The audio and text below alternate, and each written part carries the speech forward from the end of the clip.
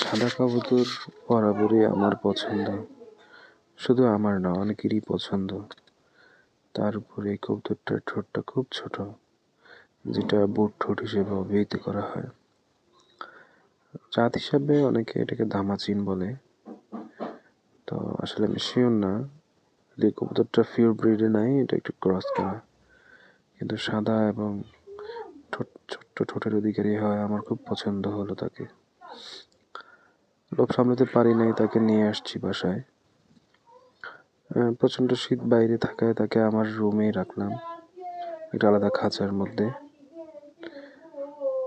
তো একটা সুন্দর বিষয় হচ্ছে, তাকে যখনই খাঁচায় রেখে দিই, সে নিজ দিয়ে আমার দিকে তাকায় থাকে, মনে হচ্ছে না কিছু বলতে যাচ্ছে। তো আমার ধারণা সে তার মাদির কথাই বলতে যাচ্ছে, জোড়া ছাড়া তো থাকা যায় না।